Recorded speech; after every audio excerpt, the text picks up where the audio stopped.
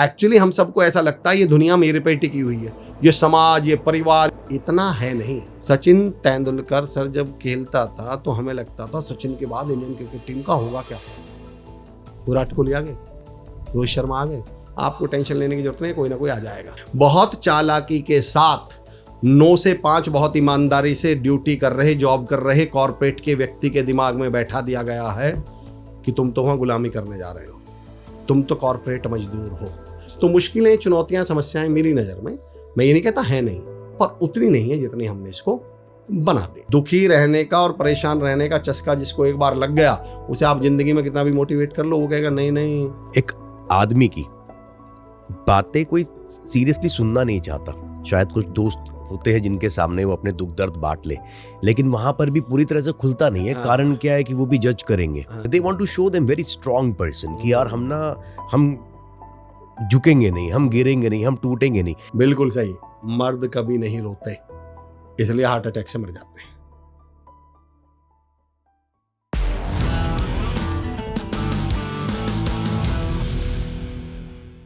नमस्कार sir, welcome.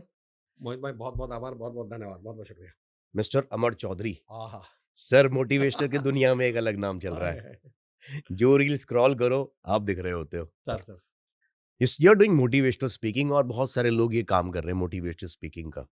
आज से 20-25 साल, 30 साल पहले, या और अगर पीछे चला जाए, तब कोई मोटिवेशनल स्पीकर नहीं था, लेकिन लोग सक्सेसफुल थे। अगर हम पुराने बिजनेसमैन की बात करें, इंडस्ट्री की बात करें, तो they were doing very well in their life. अब बच्चा पढ़ भी लेता है, सब कुछ कर लेता है, सक्सेसफुल होने के लिए फिर मोटिवेशनल स्पीकर के पास जाता है, एग्जाम्स के लिए भी जाता है, बिजनेस के लिए भी जाता है, जॉब के लिए भी जाता है। ये ट्रांजिशन, ये शिफ्ट, ये जनरेशन की वजह से है, माइंडसेट की वजह से है, एजुकेशन की वजह से है, अपब्रिंगिंग की वजह से। प्रॉब्लम कहां पर है अब? मोहित भाई सच्ची बात तो ये है कि पिछले कुछ समय में आप देखिएगा, ये मोटिवेशनल स्पीकिंग की बात करें या दुनिया में इस तरह की कोचिंग की बात करें, अपने आप में एक मार्केट बन चुकी है। सवाल ये, मार्केट बनी तो कैसे बनी? आप इस बात को कभी गौर करके देखिएगा कि हम पहले जरूरत पैदा करते हैं। इवन मैं आपसे ही अभी डिस्कशन कर रहा था, तो आपने एक बड़ा अच्छी बात बताई कि एंटीवायरस पहले बना, फिर वायरस उसके बाद बनाया गया। अब एंटीवायरस बन गया तो वायरस, एंटीवायरस बिके कब? जब वायरस आए। तो मैं अक्सर अपनी ट्रेनिंग्स में बोलता हूँ, अपने पॉडकास्ट में बोलता हूँ कि बीमार बढ़ने पर या बीमारियां बढ़ने पर डॉक्टर नहीं बढ़े। डॉक्टर यहाँ डॉक्टर से मतलब मेरा आदरणीय डॉक्टर से नहीं है, एक उदाहरण है, ये मेटाफर यूज कर रहा हूं मैं, कि बीमारियां बढ़ने पर डॉक्टर नहीं बढ़ेंगे, डॉक्टर्स के बढ़ने पर बीमारियां बढ़ेंगी। आप किसी भी गांव में चले जाइएगा मोहित भाई, जिसमें आज तक कोई बीमार ना पड़ा हो, आज तक कोई बीमार ना पड़ा हो, वहां एक डॉक्टर की क्लिनिक खुलवा दीजिए और 6 महीने बाद फिर आप उस गांव में जाइएगा, आपको पता चलेगा आधा गांव बीमार है। अब उसका रीजन क्या है?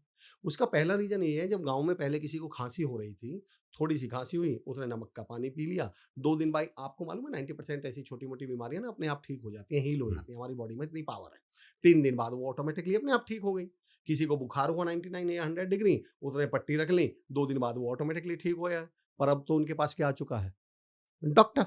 अब किसी को जरा सी खांसी हुई तो सीधा कहाँ जाएगा वो? या घर वाले क्या बोलेंगे? डॉक्टर साहब के पास चले जाओ। डॉक्टर साहब 3 बार सांस लंबी नीची ऊपर दिलवाएंगे और कहेंगे अरे यार आपको तो खांसी, आपको तो कफ है, आपको तो सर्दी बैठ गई है। फिर वो एक सिरप लिख देंगे। फिर अगली बार अब देखेगा वो खांसी किससे ठीक हुई? सिरप से ठीक हुई। अब अगली बार दोबारा जब उस व्यक्ति को खांसी होगी तो अब नेचुरली ठीक नहीं हो सकती वो। अब उसको कहाँ जाना पड़ेगा? डॉक्टर के पास। फिर उसको शीशी मिलेगी, फिर वो सिरप पिएगा, फिर तीसरी बार जाएगा।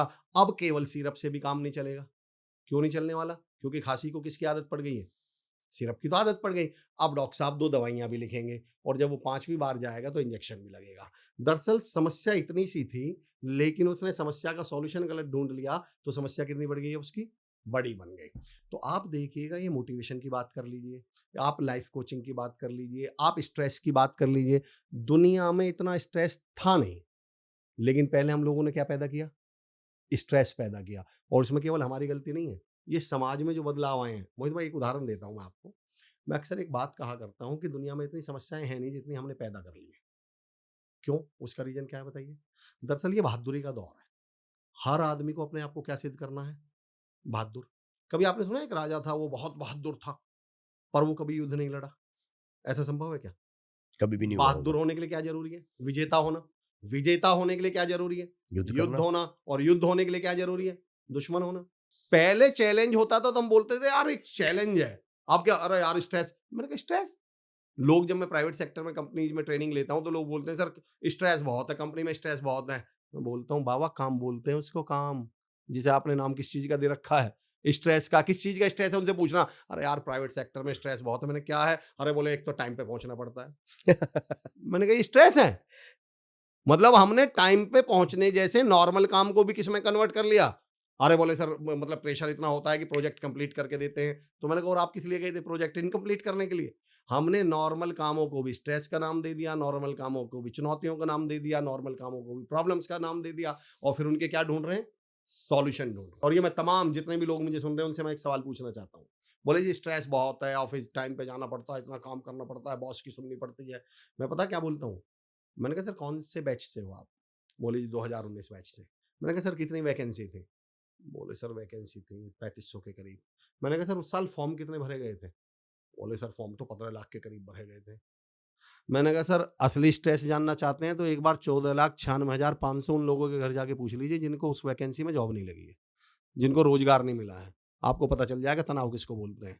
माँ बाप के इलाज के पैसे नहीं है, किराए पे मकान में रह रहे हैं, बच्चों की फीस टाइम पे नहीं जा रही, घर वाली बीमार हो जाए तो इलाज नहीं करवा पा रहे। मैंने कहा एक्चुअल तनाव क्या होता है पता चल जाएगा। हम लोगों की समस्या मोहित भाई ये है कि हमने जाना तो ये जाना, जो नहीं मिला वही खूबसूरत है। जिस जॉब के लिए, जिस अपॉर्चुनिटी के लिए, जिस बिजनेस के लिए हम 8-8 12-12 घंटे मेहनत करते हैं जॉब लगने से पहले। शिव खेड़ा साहब की एक लाइन है कि हम काम मिलने के बाद सबसे पहला काम करते हैं, काम करना बंद करते हैं। इतना स्ट्रेस तनाव दुनिया में है नहीं। और इस सब का देखिए मैं सीधी सी बात बताऊं, अब ये मार्केट बन गई। जब हम्म। आप 24 घंटे बोलोगे मुझे स्ट्रेस है स्ट्रेस है स्ट्रेस है, तो कोई स्ट्रेस मैनेजमेंट वाला कोच तो आपसे कहेगा तो भाई साहब हम बैठे हैं जरा हमारे पास आओ। कोई मोटिवेशनल, जब आप कहोगे मैं डिप्रेशन में हूं तो कोई मोटिवेशनल स्पीकर तो कहेगा कि भाई साहब हम बैठे हैं हमारे पास आओ। हम्म। बहुत चालाकी के साथ 9 से 5 बहुत ईमानदारी से ड्यूटी कर रहे, जॉब कर रहे कॉर्पोरेट के व्यक्ति के दिमाग में बैठा दिया गया है कि तुम तो वहां गुलामी करने जा रहे हो, तुम तो कॉर्पोरेट मजदूर हो। ऐसे टर्म देखे हैं आपने? बहुत आते अब हैं। जो आदमी टाइम पर ऑफिस पहुंच रहा है, टाइम से ऑफिस से निकल रहा है, अपना परिवार बहुत अच्छा चला रहा है, जिंदगी में बहुत खुश था कि मेरी नौकरी लग गई, बहुत संतुष्ट था, बहुत हैप्पी था, पिछले 15 सालों में उसके दिमाग में बैठा दिया गया तुम तो गुलामी कर रहे हो, तुम अपनी मर्जी से छुट्टी भी नहीं कर सकते। एक मैं किसी का वीडियो देख रहा था, मैं नाम नहीं लूंगा, पर मैं किसी का वीडियो देख रहा था, वो एक कंपैरिजन कर रहे थे, बता रहे थे जब कोई आपका दोस्त बोले मेरी तो नौकरी लग गई, मेरे पास ये है, तुम्हारे पास क्या है, तो बताना। मैं किसान हूँ, मेरे पास खेती है, और मैं तुम्हारी तरह बंधुआ मजदूर नहीं हूँ। मैं जिस दिन भी चाहूँ उस दिन छुट्टी ले सकता हूँ। मैं सोच रहा था भाई साहब शायद आपने किसानी करी नहीं है। 12 के नंबर लगते हैं, 12 पे डेट मिलती है कि 14 तारीख को अगर आपने पानी कर लिया खेत में तो कर लिया, वरना उसके बाद नंबर आएगा 1.5 महीने बाद। मैंने कहा अगर 14 तारीख को मेरा नंबर है तो मुझे हैजा भी हो रहा है तो खेत पे जाना ही पड़ेगा मुझे। ये क्या नैरेटिव होता है? हाँ मैं इसलिए पूछ रहा हूँ आपसे क्योंकि मुझे इस पे एक रेफरेंस याद आया हाँ जी। कि हम अभी भी ऐसा होता है, लेकिन हाँ हम थोड़ा-सा पीछे भी जाएँ। मूवीज़ में एक गरीब आदमी जो बिल्कुल मजदूर है, उसको हीरो दिखाया जाता था और जो रईस होता था वो हमेशा उसको दिखाया जाता था कि वो दुष्ट है, वो विलेन है। एक्चुअली जो मैं अभी ट्रैपिंग शब्द का प्रयोग कर रहा था, हुँ। बहुत चालाकी से वो चीजें जो किसी भी इंसान की जिंदगी को खूबसूरत, बेहतर और कामयाब बना सकती थी, बहुत चालाकी से हमें उन चीजों के प्रति नेगेटिव कर दिया गया। बहुत चालाकी से हमें पता भी नहीं चलने दिया। उनमें से 2-3 एग्जांपल देता हूं, फिर आप समझिएगा क्या है। कभी आप किसी से बोलिएगा, मैं अपने सेशंस में ज्यादातर शब्दों पे काम करता हूं, बोलने पे काम करता हूं, तो मैं अक्सर कहता हूं पॉजिटिव बोलो, पावरफुल बोलो, पवित्र बोलो। तो जो कॉमन ऑब्जेक्शन आता है, कॉमन जवाब आता है, तो उनका पहला डायलॉग होता है, अरे सर ये तो सब बोलने की बातें हैं, बोलने से क्या होता है? तो मैं एक सेशन ले रहा था, मैंने कहा पॉजिटिव बोलो, पावरफुल बोलो, ऐसा बोलो, वैसा बोलो, पवित्र बोलो, तो एक साहब खड़े होके बोले कि सर ये तो सब बोलने की बातें हैं, बोलने से क्या होता है? मैंने कहा और भाई नालायक बदतमीज क्या हाल है तुम्हारे? बोले ये क्या बदतमीज है सर, आपने ऐसा कैसे बोल दिया? मैंने कहा भाई साहब बोला ही तो है, बोलने से क्या होता है, आप ही कह रहे थे। इस पे एक चीज़ याद आई। जी मोहित भाई। ऐसा कहा जाता है कि जीभ पे लगा हुआ घाव सबसे जल्दी ठीक होता है और जीभ से लगा हुआ वाह घाव का कभी ठीक नहीं होता। कभी नहीं। ये जो आप बहुत बड़ी बात कर रहे हैं, एक्चुअली मैं टैपिंग समझाता हूँ। इन्हें मालूम था कि बोलने से बहुत कुछ होता है। अगर ये पॉजिटिव बोलने लगे, पावरफुल बोलने लगे, पवित्र बोलने लगे, तो ये कामयाब हो जाएंगे। तो ये हुँ। हमें रोकें कैसे? डायरेक्ट तो मना नहीं कर सकते थे। तो इन्होंने एक अगला उदाहरण देता हूँ। बहुत अच्छा मुझे बताइए, अगर हम पॉजिटिव बोलेंगे तो हमारे रिश्ते बेहतर होने की गुंजाइश है या नहीं? बिल्कुल है, बिजनेस बेहतर होने की गुंजाइश है नहीं? बिल्कुल है। नेटवर्क अच्छा होने की गुंजाइश है? हम हैप्पी रहेंगे या नहीं? हुँ, हमें बड़ी चालाकी से बताया गया कि जब कभी तुम्हारे साथ कुछ अच्छा हो जाए तो बताना मत, वरना क्या लग जाएगी। नज़र। इन्होंने हमें पॉजिटिव बोलने ही नहीं दिया।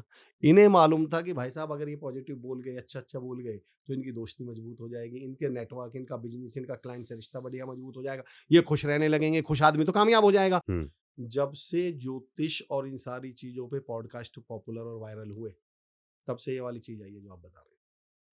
हो सकता है। मार्केट कैसे बनेगी? हुँ, अगर यही नहीं बताई गई कि नज़र लग जाएगी, तो आप नज़र उतरवाएँगे कैसे? हुँ, आपको बताऊँ, हम लोग डायलॉगबाजी करते हैं कि दुनिया में सिंप्लिसिटी बहुत अच्छी चीज़ है। We love simplicity. आपको मालूम है, we love simplicity but we pay for complexity. हुँ। हम सिंप्लिसिटी पसंद बहुत करते हैं, पर पे किसको करेंगे? कॉम्प्लेक्सिटी को। उदाहरण देके बताता हूँ। मुझे कोई समस्या हो जाए, मैं किसी 2 लोगों के पास जाऊँ, एक गुरुजी मुझसे जाकर के, अमर भाई कुछ नहीं करना, सुबह उठो, माँ-बाप के पैर छुओ, सूर्य भगवान को नमस्कार करो, सब ठीक हो जाएगा। दूसरा मुझसे बोले, अमर चौधरी 4 बजे से पहले, सूर्य उदय से पहले उठना है, काले कुत्ते की पूंछ में सफेद धागा बांध के पीपल के पेड़ के 3 उत्तर दिशा से चक्कर काटने हैं, 4 दक्षिण दिशा से चक्कर काटने हैं, पीठ के पीछे की तरफ लोटे से जल चढ़ाना है, सब ठीक हो जाएगा। और दोनों 5,000 रुपए मांग ले, बताओ कौन से को दूंगा मैं? पहले वाले को। पहले को दोगे या दूसरे को दोगे? दो दे दोगे तो आप दूसरे वाले को, देने पहले वाले को चाहिए। देने किसी को चाहिए, पर पहले वाले को तो मैं गुरु ही नहीं मान रहा। चल फालतू की, ये कोई बात हुई क्या? हम चाहते हैं कि, आपने शुरू में पूछा था मोटिवेशनल स्पीकर स्ट्रेस में, ये आए कहाँ से? ये इसलिए आए कि आप नॉर्मल काम करने के लिए तैयार ही नहीं है। हुँ, आपका फ़ोन खराब हो जाए, आप फ़ोन वाले के पास जाइएगा और उससे बोलना, भैया इसमें ये प्रॉब्लम हो रही है, हैंग हो रहा है, कुछ प्रॉब्लम हो रही है। वो 1 मिनट ये देखेगा, बोला ठीक है भैया, एक काम करना, परसों ले जाना, ठीक हो जाएगा। दिल पे हाथ रख के बताओ, आपको क्या लग रहता है उसे ठीक होने में 48 घंटे लगेंगे? मैं गारंटी देता हूँ उसे ठीक होने में 10 मिनट लगेंगे। लेकिन अगर आपको 10 मिनट में दे दिया तो पैसे नहीं दोगे ना उसको? बस। पर उसकी गलती नहीं थी एक्चुअली। जब तक वो उन चीज़ों को कॉम्प्लिकेटेड नहीं बनाएगा, मुश्किल नहीं बनाएगा, आप उन चीज़ों को, अब हमारे साथ समस्या क्या है? हम चीज़ों को सिम्प्लीफाई करने में लगे हुए हैं। तो जब हम सिम्प्लीफाई करके बता देंगे, अभी कोई पूछेगा किस्मत के बारे में और मैं कह दूँगा किस्मत से कुछ नहीं होता, सामने वाले कहेगा अरे बात, जब तक मैं उसको ये नहीं बताऊँ कि भई तुम एक काम करना कल से, आपको आज के बाद पीठ के बल नहीं लेटना है, पेट के बल लेटना है 15 दिन तक, और सुबह उठ के बायाँ पैर नीचे रखना है और उसके बाद दायाँ पैर रखना है, उसे लगेगा कोई गुरुजी बैठे हैं, कोई महान आत्मा ही बैठे हुए हैं। तो पॉइंट ये है, कॉम्प्लेक्सिटी तो हम ही खरीद रहे हैं ना, इसमें किसी की क्या गलती है? तो मार्केट तो हम ही बनवा रहे हैं। तो दूसरा पॉइंट मेरा ये था। तो मुश्किलें, चुनौतियाँ, समस्याएँ मेरी नज़र में, मैं ये नहीं कहता है नहीं, पर उतनी नहीं है जितनी हमने इसको बना दी, और जब आपने बना दी तो लोगों को मार्केट मिल गई। एक स्टूडेंट हुँ, जो छोटा है, हुँ, जो अभी क्लास में पढ़ रहा है, हुँ, उसका तो पूरा मोटिव ही ज़िंदगी का ये है कि भई मेरे को पढ़ाई करके अच्छे नंबर लाने हैं, हुँ, अगली क्लास में जाना है, शाम को जाके यार दोस्तों के साथ क्रिकेट खेलना है हाँ, या कहीं घूमने निकल जाना है, हाँ, आस-पड़ोस में। हाँ, हाँ। उसको किस बात का स्ट्रेस है? उसका 2 स्ट्रेस है। उसे इस बात का स्ट्रेस है कि मुझे स्ट्रेस क्यों नहीं है? स्ट्रेस क्यों नहीं है? हाँ, उसे इस बात का स्ट्रेस है ना, मेरे देखो मैं आपको एक अजीब-सी बात बताता हूँ। 20-25 सालों, इन बच्चों में जो हम कमियाँ ढूँढ रहे हैं ना मोहित भाई, वो सामाजिक बदलाव है, वो हमारी कमियाँ हैं। आपको इसे बताऊँ, जैन जी की जो समस्याएँ हैं वो इनकी समस्याएँ नहीं हैं, वो समस्याएँ हमारी हैं। हर तरफ स्ट्रेस है लोगों में, हर तरफ तनाव है, हर कोई डिप्रेशन में जा रहा है। उसका कारण जानना समझते हैं आपने? बड़ी चालाकी के साथ हँसने को हमने नेगेटिव बना दिया। हमें मालूम था अगर लोग हँसेंगे तो खुश रहेंगे या नहीं? खुश रहेंगे तो पॉजिटिव रहेंगे। पॉजिटिव रहेंगे तो अगेन वही रिलेशन अच्छे होंगे, क्लाइंट से अच्छे रिलेशन बनेंगे, बिज़नेस अच्छा होगा, कामयाबी मिलेगी, ऑफ़िस में माहौल अच्छा होगा, तो सब कामयाब हो जाएँगे। कितनी चालाकी से हमने हँसने से रोका है लोगों को। आप मुझे बताइए, किसी घर में 2 भाई हैं, एक बड़ा हँसमुख है, खिलखिलाता रहता है, सारा दिन हँसता रहता है, मस्ती करता है, और एक बड़ा सीरियस सा, गंभीर सा और चुप रहता है। आपको उस घर में कोई काम पड़ जाए और आपको उस घर से कोई काम कराना है, आप दोनों में से ज़िम्मेदार किसको मानोगे? कि कौन सेंसिबल होगा, किससे बात करूँ? वो हँसते खिलखिलाते से, या वो जो धीर गंभीर बड़ा सीरियस सा रहता है? जनरली धीर गंभीर के पास ही जाएँगे लोग। हमने हँसने वालों को लापरवाह सिद्ध कर दिया। हुँ, हमने हँसने वालों को मसखरा सिद्ध कर दिया। हमने हँसने को क्या बता दिया, अरे ये तो सारा दिन हँसता रहता है, इससे क्या बात कॉमेडियन है करनी। ये। हमने बड़ी चालाकी से हँसने को नेगेटिव बना के रखा हुआ है। हुँ, अब इसलिए 24 घंटा आदमी सीरियस होके घूम रहा है, ताकि ऐसा लगे ये ज़िम्मेदार है, ये लापरवाह नहीं है। आप ही बताओ, आप तो कंपनी चला रहे हो। आप अपनी कंपनी में पहुँचते हैं, 2 एम्प्लॉयी हों, एक हंस रहा हो, खिलखिला रहा हो, बड़ा मस्त लग रहा हो, और एक बड़ा माथा पकड़ के ऐसे बैठा हो। दिल पे हाथ रख के बताओ आपको क्या लगेगा, सुबह से काम में कौन लगा हुआ है, किसने सारी जिम्मेदारी संभाल रखी है तो आपके सीरियस एब्सेंस में। बैठा है। सीरियस, और हंसने वाले को आप ही क्या डायलॉग मार के जाओगे, चल सारे सारे दिन हंसता रहे, काम कर ले कुछ, सारे दिन दांत फाड़ता रहता है। ये इनफैक्ट होता है कई बार। हमने मोहित भाई हंसने और खुश रहने को आजकल सबसे बड़ा ये बना दिया कि जो हंस रहा है, जो खुश है। मैं तो एज अ मोटिवेशनल स्पीकर जब मैंने अपना करियर शुरू किया था, तो मेरी ट्रेनिंग को तो थीम ही है इंस्पायरटेनमेंट, इंस्पिरेशन प्लस एंटरटेनमेंट। मैं हंसाते हुए लोगों को सिखाता हूँ, और मुझसे शुरुआत में बता क्या, अरे अमर भाई आप हंसाते बहुत हो। मैंने, तुम रुलाने के लिए आए हो क्या? This is called trapping. हमको बड़ी चालाकी के साथ रिश्तों के प्रति नेगेटिव कर दिया गया, हमको बड़ी चालाकी के साथ दोस्तों के प्रति नेगेटिव कर दिया गया। आज आप जिस तरफ चले जाइए, एक डायलॉग चलता है, रिश्तेदार किसी के नहीं होते, रिश्तेदार बड़े मतलबी होते हैं, रिश्तेदार कभी काम नहीं आते, दोस्त कभी काम नहीं आते। मोहित भाई, भारत जैसे देश में, जिसमें मैं चुनौती और पेपर पे लिख के दे सकता हूँ, ये होम लोन तो सर 10-12 साल पहले आए हैं, मैं लिख के दे सकता हूँ, भारत जैसे देश में 90% घर किसी दोस्त या रिश्तेदार की फाइनेंशियल मदद के बिना बने नहीं है। कोई घर बनाने बैठ जाओ तो फूफा जी आकर चुप 20,000 रुपए दे जाएंगे, लो जब तुम्हारा बन जाए तो हमें दे देना। मामा जी आएंगे 40,000 रुपए दे जाएंगे, अरे भाई भैया भाई साहब जब हो तब दे देना। देश में डायलॉग बाजी चल रही है कि दोस्त किसी के नहीं होते, रिश्तेदार किसी के नहीं। ये बात, और अब नहीं होते, अब नहीं होते। अब ये चीज पहले ट्रैपिंग करी गई, और अब क्या होने लगा, अब सत्य सिद्ध हो गया। तारीफ पे आ जाइए, तारीफ हम एक दूसरे की करेंगे तो हमारे रिश्ते और संबंध कैसे होंगे? अच्छे ही होंगे। टीम में हौसला रहेगा, टीम मोटिवेटेड रहेगी, टीम बेटर परफॉर्म करेगी, रिजल्ट सुधरेंगे, रेवेन्यू सुधरेगा, काम सुधरेगा। बड़ी चालाकी से हम लोगों को बताया गया कभी टीम की तारीफ मत करना, बिगड़ जाएगी। माँ बाप को समझाया जाता है कि बच्चों की कभी तारीफ मत करना, वरना क्या हो जाएगा, सर चढ़ जाते हैं सर बच्चे। चढ़ जाएंगे। आप किसी के पास चले जाओ, किसी के पास चले जाओ, कोई किसी की तारीफ ही करने के लिए तैयार नहीं है। और तारीफ करना तो छोड़ दो, हमें बड़ी चालाकी से ये भी बता दिया, कोई तुम्हारी तारीफ करे तो या तो वो चापलूसी कर रहा है, या कोई मतलब निकाल रहा है, या हमने तारीफ करने को वर्ड दिए हुए, चापलूसी करना, मक्खन लगाना, काम निकालना, इसे तुमसे कोई काम होगा। पूरे नैरेटिव को सेट करने में हाँ जी, कितने साल लगे होंगे? साल आप सोच के देखो कब से चल रही है ये बात, आज से थोड़ी चल रही है। और फिर इसके पीछे कितनी बड़ी लॉबी काम कर रही है। ये तो पूरे के पूरे कल्चर को ही खराब करने की, तो जनरेशंस को खराब करने की स्ट्रैटेजी है। तो हो नहीं गई क्या? वो तो हो ही गई है। आप मुझे बताइए, हो नहीं गई क्या? आज हमारी जो जैन जी जिससे हम शिकायत करते हैं कि ये लोग ऐसे हैं, ऐसी बात नहीं करते, माँ बाप का सुनते नहीं, दूसरों की सुनते नहीं, बदतमीजी करते हैं, इसमें करते हैं, तो हल मतलब आ गए ना वहां तक। ये यहाँ तक हम पहुंचे कैसे हैं? यहाँ तक ऐसे ही तो पहुंचे हैं, हमारे दिमाग में ये हमने पिछले, हम लोग कहते हैं जैन जी ऐसी, आजकल के बच्चे ऐसे, आजकल के बच्चे ऐसे। मलिक जावेद साहब का एक शेर है कि मैं अपने बच्चों पे गुस्सा क्यों करूं, ये तो घर घर की कहानी है, और जो कमियां मेरे बच्चों में हैं वो सब तो सब खानदानी है। इन बच्चों में कमियां आई कहाँ? क्यों लगता है आजकल के बच्चों को रिश्तेदार किसी के नहीं होते? बच्चे पैदा पेट से सीख के हुए थे, इन्होंने अपने माँ बाप को। हम और आप ऐसे कल्चर्ड क्यों रह गए बताइए? हमें क्योंकि हमारे और अच्छी आपके पेरेंट्स क्या बात कर रहे थे? अच्छी चीजें मिली है। नहीं बेटा, रिश्तों की कदर करना, हम्म। नहीं बेटा बड़े हैं पैर छुओ, नहीं बेटा ताऊ जी हैं रिस्पेक्ट करो, नहीं बेटा खड़े हो जाओ, ताऊ जी को बैठने दो। हमारे बड़े ऐसी बात कर रहे थे आपस में। हमारे बड़े हमारे रिश्तेदारों के एब्सेंस में भी क्या बात कर रहे थे? हमारी मम्मी बोलती थी अब की बार दीदी आएंगी, दीदी मतलब ननंद, अब की बार दीदी आएंगी तो मैं उनको ना ये वाला ऐसे ऐसे दूंगी। अब की मम्मी क्या बोल रही है? ये हर दूसरे महीने आ जाती है, इसको और कोई काम ही नहीं है, और ये सारा हमारा बच्चा सुन रहा है।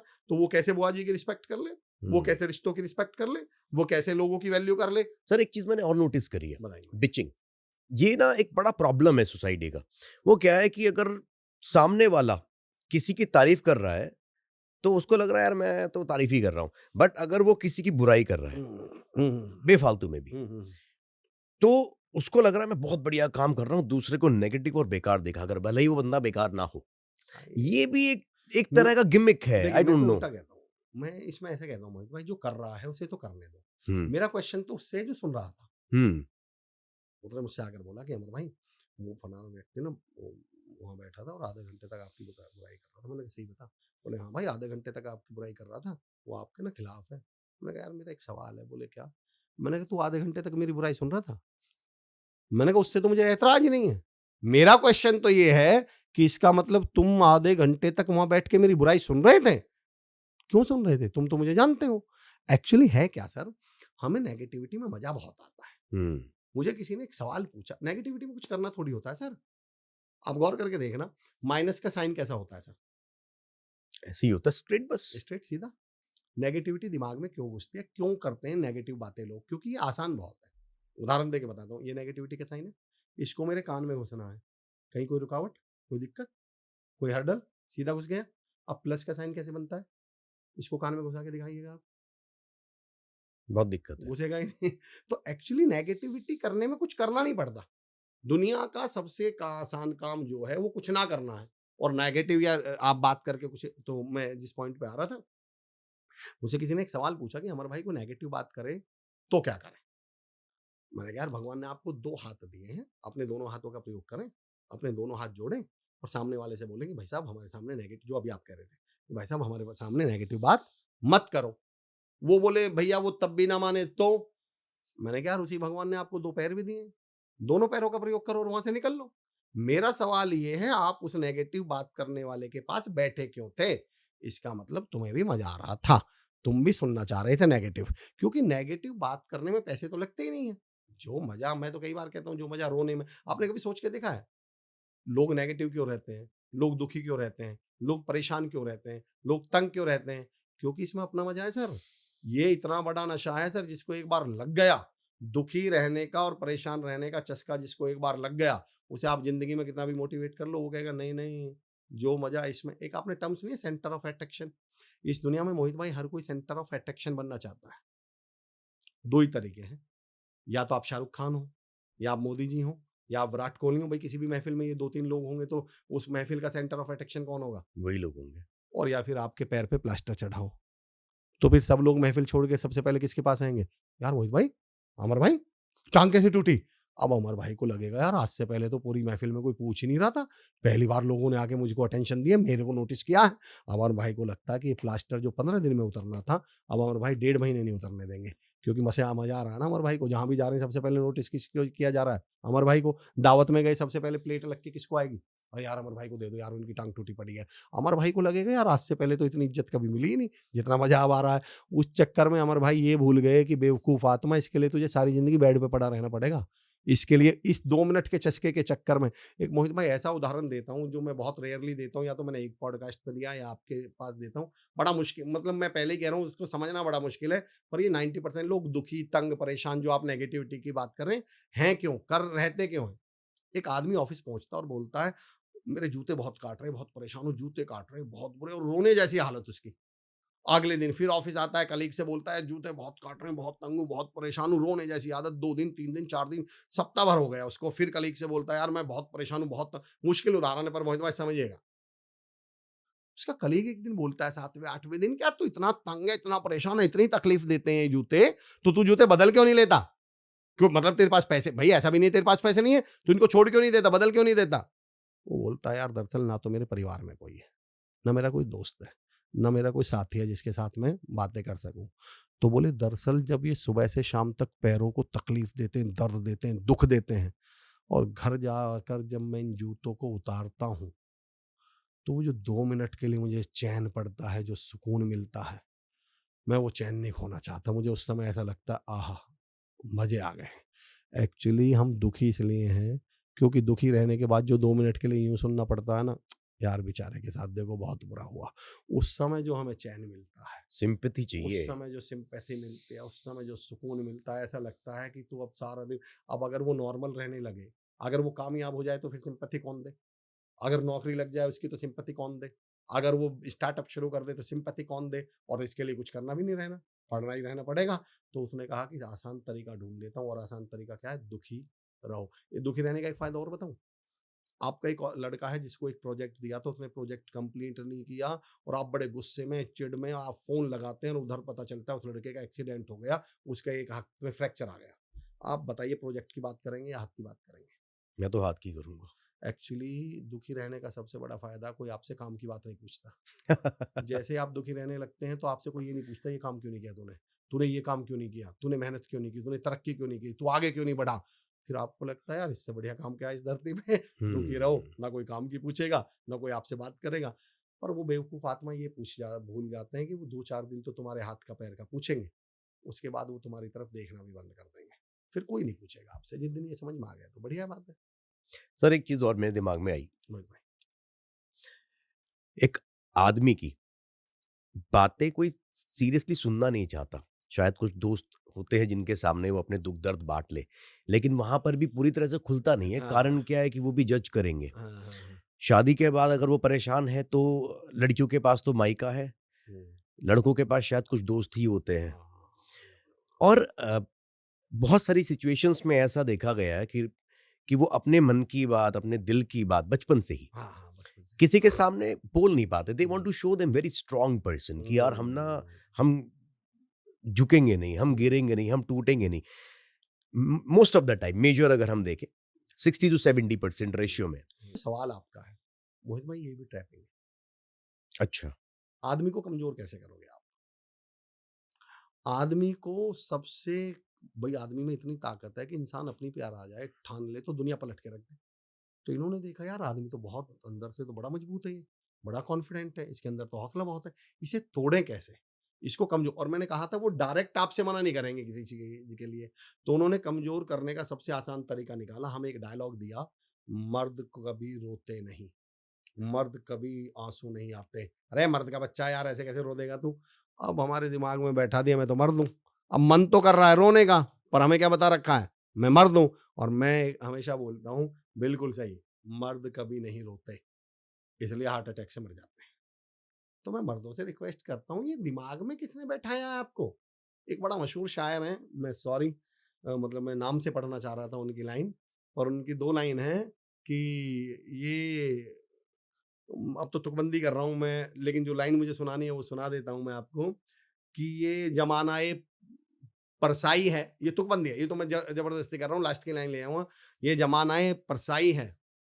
सो पा रहे हैं आप बधाई हो सोइए ऐसा करके कोई शेर है ये हालात बड़े बुरे हैं सो पा रहे हैं आप बधाई हो सोइए और हमें जमाना ए पीराई हमारी मजबूरी है पर रो पा रहे हैं आप बधाई हो रोइए वो कहते हैं अगर आपको रोने का ऑप्शन मिल रहा है तो कृपया करके रो लीजिए आप अपने आप को खुशकिस्मत मानिए कि आप रो पा रहे हैं तो पहले तो मैं लड़कों से मर्दों से ये रिक्वेस्ट करता हूँ कि भैया जब रोना हो तो रो लें घर वालों के भी सामने मैं तो एक हमेशा कहना है कि भाई या तो आप रो लो या आपके माँ आपकी वाइफ आपके भाई आपके पिताजी रोएंगे कि हमारा बच्चा जवान उम्र में चला गया आप तय कर लो या तो आप रो लो आप रिलैक्स हो जाओ आप ये मन के गुबार को निकाल दो पर आपने तो मर्द बना रखा है अपने आप को तो मैं और दूसरी बात जिंदगी में एक दो लोग तो रखिए सर जिसके साथ आप रो सके ये लोग आपकी जिंदगी में है क्यों नहीं जो अब आप कह रहे थे हर कोई तो हमारे पास नहीं आ सकता तो मैं तो लोगों को एक टूल देता हूँ कि जब भी आप नेगेटिव हो जब भी उदास हो जब भी परेशान हो तो एक टूल अपनाइए that is called CAP cap सर में गर्मी से बचना है तो कैप ओढ़ लो अब कैप क्या है CAP कॉल आ पॉजिटिव पर्सन जिंदगी में कोई एक इंसान ऐसा रखिए जिससे आप जब कभी नेगेटिव हो परेशान हो दुखी हो और उसे कॉल करें तो आगे से आवाज आनी चाहिए और अमर भाई क्या हाल है मैं कहूँ यार मोहित भाई क्या बताऊं अरे अमर भाई कैसी बात कर रहे हो यार तुम इतने मजबूत आदमी तुम्हें देख के तो हमें हौसला मिलता है अरे यार अमर अमर भाई को लगेगा यार मुझे देख के हौसला मिल रहा है तो अमर भाई को भी लगा अच्छा यार मैं भी कुछ हूँ क्या और हमने दोस्त भी हमने साथी कैसे चुन रखे हैं मैं तो कहता हूँ जो मजा रोने में है आए है इस धरती पे किसी काम में थोड़ी है जब भी हम जरा से नेगेटिव हुए जरा से परेशान हुए दुखी हुए मैं चुनौती देता हूँ मोहित भाई हम जानबूझ के कॉल उसे करेंगे जो हमसे बड़ा दुखी आत्मा है हम फोन ही ऐसे क्यों करेंगे यार रोहित भाई मैं बड़ा यार मैं आते थोड़ा सा स्ट्रेस में था अरे अमर यार मैं तो डिप्रेशन में हूँ क्या बताऊँ यार तू सही कह रहा दुनिया वास्तव में कहूँगा यार ना बताऊँ दुनिया ठीक नहीं है दुनिया ठीक दुनिया इतनी नालायक है अमर भाई दुनिया इतनी मतलब मैं कहूँ जालिम है दुनिया इतनी राक्षस है वो मुझसे बड़ा वाला मिल जाता है और हमें मजा आने लगता है ऐसे लोगों से बात करते मैं कहता हूँ जब आप नेगेटिव हो सबसे पहले किसी ऐसे व्यक्ति के पास जाना या किसी ऐसे व्यक्ति को कॉल करना जो उसी समय आपकी स्टेट ऑफ माइंड बदल दे और जैसे ही वो आपकी स्टेट ऑफ ये तो 2 मिनट का ही तो खेल होता है सर सारा जैसे ही आपकी स्टेट ऑफ माइंड बदलेगी आप देखिएगा तो पहला तो एक टॉपिक है LML का मतलब है लोड मत लो खामाखा मर्द होने का लड़का होने का मेल होने का मुखिया होने का ये खामाखा का लोड मत लीजिए एक्चुअली हम सबको ऐसा लगता है ये दुनिया मेरे पे टिकी हुई है ये समाज ये परिवार ये सारी दुनिया मुझ पे टिकी हुई है इतना है नहीं सचिन तेंदुलकर सर जब खेलता था तो हमें लगता था सचिन के बाद इंडियन क्रिकेट टीम का होगा क्या विराट कोहली आ गए रोहित शर्मा आ गए विराट कोहली और रोहित शर्मा के साथ हमें लगता था अरे यार अब देश का क्या होगा शुभमन गिल आ गए इसका ही आ गए आपको टेंशन लेने की जरूरत नहीं कोई ना कोई आ जाएगा तो एवरीवन पहली इज बात तो अपने रिप्लेसेबल। आप को इतना लोड में मत डाल दो इतना टेंशन में प्रेशर में मत डाल दो कि मेरे बगैर क्या होगा बहुत कुछ है सब कुछ हो जाएगा मैं रोऊंगा तो घर वालों का क्या होगा, हाँ भैया रो लो, कुछ भी नहीं होने वाला, ज्यादा बढ़िया रह जाएंगे घर वाले। तो मैं तो कहता हूँ रो लीजिए, इसमें कौन सी आफत आ रही है। ये थॉट प्रोसेस हमें बदलना है ना, इस टैपिंग से निकल आइए सबसे पहले तो, डायलॉग बाजी से कि मर्द कभी रोते नहीं। अब इसकी टैपिंग बताता हूँ मोहित भाई, टैपिंग कैसे की गई। इमोशंस को लेके हमें दिमाग में क्या बैठाया गया, इमोशंस हमारी ताकत है या कमजोरी? कमजोरी बताइए। Don't be emotional. इमोशंस क्या है हमारी कमजोरी। दुनिया का सबसे बड़ा झूठ है मोहित भाई। मैं इमोशन शब्द को पढ़ता हूँ, इमोशन, एनर्जी इन मोशन। जब आप इमोशनल होते हैं तो दुनिया में आप सबसे ज्यादा ताकतवर होते हैं। सिद्ध करके बताता हूँ, पुरानी हिंदी फिल्में देखी होंगी, हीरो पिट रहा है, 10 गुंडे पीट रहे हैं, हीरो के इधर घूसा लगा हुआ है, इधर से खून निकल रहा है, सर फट चुका है, हीरो गिर चुका है, बस मरने ही वाला, अंतिम सांसें गिन रहा है। फिर हीरो को अचानक याद आता है, इन्होंने मेरे बाप के साथ क्या किया था, बाप को फांसी दे दी। इमोशंस जागते हैं, माँ के साथ ये किया था, मेरी बहन को उठा के ले गए थे। फिर वो मरा मराया हीरो उठता है और 10-12 गुंडों को मार डालता है। इमोशंस हमारी ताकत है कमजोरी है? ताकत है। इमोशन से बड़ी ताकत इस धरती पे नहीं है। और हमारे दिमाग में क्या बैठाया गया, डोंट बी इमोशनल, वरना आप क्या पड़ जाओगे, कमजोर। इमोशन के साथ सर फूल भी लगा दिया ना। हाँ, टैपिंग। मैं आपको मैंने क्या कहा सर, बड़ी चालाकी के साथ हर चीज और को। जो कोई थोड़ा सा भी इमोशनल हो जाता था या होता है, उसको कहते हैं यार बड़ा सेंटिमेंटल आदमी है तू यार, बड़ा सेंटिमेंटल आदमी। सेंटी के साथ मेंटल लगा दिया। अब इंसान जो है ना वो अपने आप को प्रूफ करने में रह गया कि यार नहीं नहीं मैं ऐसा नहीं हूँ, नहीं नहीं अच्छा, मैं ऐसा हमें नहीं हूँ। ये सिद्ध करना पड़ता है कि हम बुरे हैं। अजीबोगरीब एक बात बताता हूँ आपको, एक टर्म, आप तो इसको बहुत अच्छे से कनेक्ट करेंगे मोहित भाई, एक टर्म सुना है, बी प्रोफेशनल। यस। ये किस किस सिचुएशन में सुना होगा आपसे? जब आप किसी को, मान लो आपसे कोई मिलने आया और आप केबिन से बाहर आए, अरे सर आइए ना आइए, तो आपका बाद में दोस्त या कोई बोले कौन है यार मोहित भाई, थोड़े प्रोफेशनल बनो, अंदर बैठते हैं आप बॉस की तरह, यार बी प्रोफेशनल। आप अपने कलीग से, अपने जूनियर से, अपने टीममेट से, या लो जो आपका नीचे का स्टाफ है उससे बात कर लो, हाथ मिला लो, गले मिलके हंस के बात कर लो। आपके साथी, आपके दोस्त क्या बोलेंगे, बी प्रोफेशनल। पता वो हिंदी में क्या कहना चाह रहे हैं, कमीने बनो। उनकी नज़र में हंस के बात करना प्रोफेशनल होना नहीं है। उनकी नज़र में किसी से खुल के मिलना प्रोफेशनल होना चाहिए नहीं है। उनकी नज़र में किसी के गले मिलना प्रोफेशनल होना नहीं चाहिए। वो ये चाहते हैं कि प्रोफेशनल का मतलब है बदतमीज बन जाओ। प्रोफेशनल का मतलब है एक व्यक्ति ने आज तक ये नहीं बोला कि तुम यार मोहित भाई, अमर भाई तुम टाइम पे नहीं पहुंचते, बी प्रोफेशनल। यार अमर भाई तुम टाइम पे सर्विस नहीं देते अपने प्रोडक्ट की, ब्रो बी प्रोफेशनल। जहां प्रोफेशनल होना था वहां हमसे कोई नहीं कहता बी प्रोफेशनल। और जहां हम थोड़े भी इमोशनल हो जाएं, जहां भी अटैच्ड हो जाएं लोगों से, जैसे ही हम कनेक्ट करने की कोशिश करेंगे अपने, क्यों, उनको मालूम है अगर टीम से कनेक्ट हो गई तो टीम इनके लिए जान दे देगी। बहुत सारे टैलेंटेड, बहुत सारे लोग ऐसे हैं जो कुछ करना तो चाहते हैं, आइडियाज बहुत है उनके पास, लेकिन उनके साथ सबसे बड़ा चैलेंज क्या है, काम को शुरू करने के फंड्स लिए नहीं है। लोगों के पास टैलेंट है, लोगों के पास हौसला है, लोगों के पास आइडियाज नहीं है, पर क्या नहीं है, फंड नहीं है। और इन्हें मालूम था कि अगर इनके पास फंड आ गए तो ये कुछ ना कुछ नया कर जाएंगे। और फंड कहाँ से मिल सकता था, या तो दोस्तों से या रिश्तेदारों से। तो इन्होंने हमारे दिमाग में क्या जहर घोल रखा है, कभी रिश्तेदारों से पैसे मत लेना, कभी दोस्तों से पैसे मत लेना। तो मैंने कहा फिर मुझे दाऊद इब्राहिम पैसे देगा? दोस्तों से पैसे लूँ ना, रिश्तेदारों से पैसे लूँ ना, तो मुझे दुश्मन पैसे देंगे? तो लोग ये भी इसलिए कहते हैं क्या कि यार पैसा जो है वो रिश्ते खराब कर देगा, पैसे पे दुश्मनी हो जाती है लोगों की, ये सब इसीलिए बना दिया। मैं आपको सही बताऊं, दुश्मनी तब ज्यादा होती है जब पैसा ना हो। सर लेकिन प्रॉब्लम क्या है कि आप आज रिश्तेदार के पास जाओगे, हाँ। किसी के पास जाओगे ना, कहोगे चलो पार्टनरशिप करते हैं, तो लोग ना कतराते हैं करने में। अब मैं आपको रीजन बताता हूँ, क्योंकि या तो वो खुद भुगतभोगी होते हैं, हाँ, है ना, या फिर वो कहते हैं यार मैं ना खुद कर लूंगा। हम ना अपने रिश्ते नहीं खराब करते, क्योंकि पैसा एक ऐसी चीज है आज के टाइम पे तो रिश्ते खराब होते हैं सर। आपने अपने दोनों स्टेटमेंट में वो शब्द यूज कर दिया जो मैं सिद्ध करना चाह रहा हूँ। होता है इस पूरे स्टेटमेंट में सबसे पावरफुल शब्द आपने पैसा। दोबारा क्या जोड़, नहीं, आज की डेट में, आज तो की डेट में है, आज तो ये आपने 2 बार जोड़ दे के क्यों बोला आज तो? क्योंकि इसका अब मतलब चीजें कल बदल तो, चुकी है। इसका मतलब कल तो ऐसा नहीं था, नहीं। लेकिन बातें तो कल से ही शुरू हुई थी ना। हाँ। वही मैं कहना चाह रहा हूँ, कल जब ऐसा नहीं था पर बातें तो तब से शुरू हुई है ना, और आज ऐसा होने लगा। ऐसा भाई मैं यही तो कहना चाह रहा हूँ कि पहले शब्द आए, पहले ट्रैपिंग आई, और अब वो सब चीजें सच में होने लगी। लेकिन अब आज की ही बात करते, प्रेजेंट की बात करते, हाँ। पास में जाके तो कुछ भी नहीं कर सकते। तो अब इनको सही करने के लिए किसको कैसे भरोसा दिलाया जाए, जो बंदे करना भी चाहते हैं। जी जी जी। जो अब जैसे हम बात कर रहे हैं, आपने कहा कि आइडियाज, मैं कहता हूँ कॉन्फिडेंस नहीं है। हाँ, ठीक है। कॉन्फिडेंस इसलिए नहीं है, कई बार रिश्तेदार तैयार है पैसा लगाने को, 90% केस में 10% मान लेते हैं हाँ सर, जी, हाँ जी। कि सारे बेकार नहीं है। हम्म, हम तो कहते हैं 10% ही मान लेते हैं। मान लो 10% बंदे हैं जो कहते हैं हाँ भाई पैसा लगाऊंगा, बंदे में कॉन्फिडेंस ही नहीं आ रहा, उसको लग रहा है यार मैं इसका पैसा डुबा ना दूं। कॉन्फिडेंस से ज्यादा और कारण बताऊं मैं क्या है, हम्म। रिश्तेदार क्यों नहीं पैसे लगाते? मैं कह रहा हूँ लगाने को तैयार है। मैं उल्टा कहता हूँ सर, वो जो 90% है क्यों नहीं लगाते? हम रिश्तेदारों से पैसे मांगते हैं, क्या कह के कि भाई साहब 1 लाख रुपए दे दो, मैं आपके 1 साल बाद दे दूंगा। क्यों आप बैंक से लेते तो इंटरेस्ट नहीं देते क्या? आपने रिश्तेदार से क्यों नहीं कहा भाई साहब 1 लाख रुपए दे दो, मेरा 10% का पार्टनर बन जाओ? एक्चुअली हम रिश्तेदार से पैसा चाहते हैं फ्री में।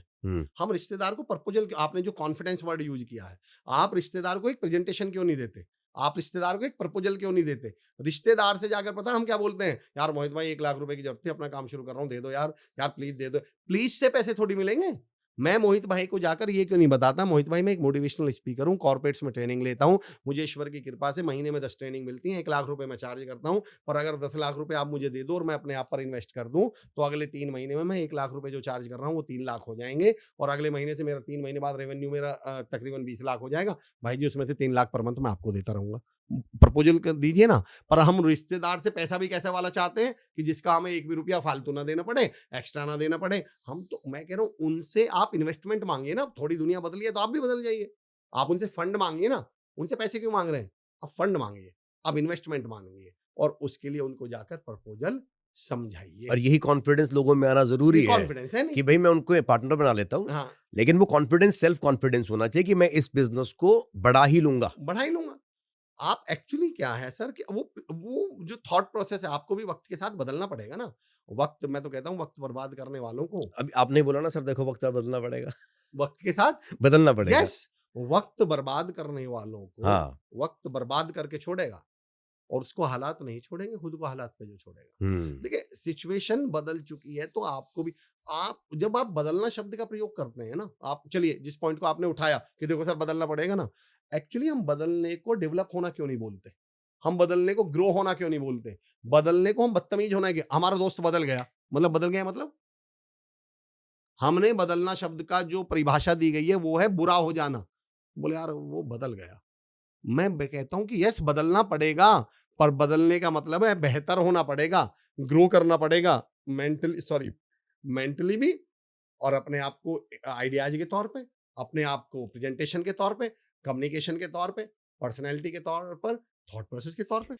जब कोई इंसान सामने वाले के हिसाब से नहीं बिहेव करता, तो उसके लिए वो बहुत बदल चुका होता है, क्योंकि उसकी एक्सपेक्टेशन क्या है कि यार तुम ना वैसे ही रहो जैसे मेरे साथ थे। हाँ, मेरे एक बड़े अच्छे मित्र हैं, डीएम साहब हो गए, वो आईएएस हैं। मैंने उनके आईएएस बनने के 8-10 साल बाद मुझे कोई काम पड़ा, और मैंने झिझकते हुए, बड़ा मुझे लगा, 8-10 साल मैंने उनसे फ़ोन ही नहीं किया। आपको 2 चीज़ें बताता हूँ वैसे, मतलब मैं अपने व्यक्तिगत जीवन से, मुझे लगा यार अब तो वो आईएएस है, वो फ़ोन उठाएगा, नहीं उठाएगा, बात कैसे करेगा? मैंने फ़ोन किया। उससे पहले मैंने किसी से कॉल करवा दिया था, उनके जो रिलेटिव थे, उनके उसके पास मेरा नंबर तो था नहीं, 8-10 साल से बात ही नहीं हुई तो उन्होंने बोला कि अमर भैया फ़ोन करेंगे, उनको कोई ज़रूरत है, ऐसे-ऐसे दिक्कत चल रही है घर में। पापा जी बीमार थे, कुल मिला के मुझे उसमें कुछ हेल्प चाहिए थी। तो मैंने उन्हें फ़ोन किया, उन्होंने फ़ोन उठाया। मैंने कहा, "भाई जी, मैं अमर।" अरे! बोले, "अमर, हाँ, अमर भाई, क्या हाल-चाल है सब? आप बताओ अमर भाई, वहाँ मुझे बताया था, आप बताओ अमर भाई।" मैंने बोला, "यार भाई, मैं तो सही बताऊँ, मैं तो ये सोच रहा था कि पता नहीं आप कैसी बात करोगे, बदल गए हो।" उन्होंने 2 बात कही मुझसे। बोले, "अमर, 90% केस में कभी याद रखना, जो कामयाब होता है वो नहीं बदलता। जो बच जाता है ना एक्चुअली वो बदलता है।"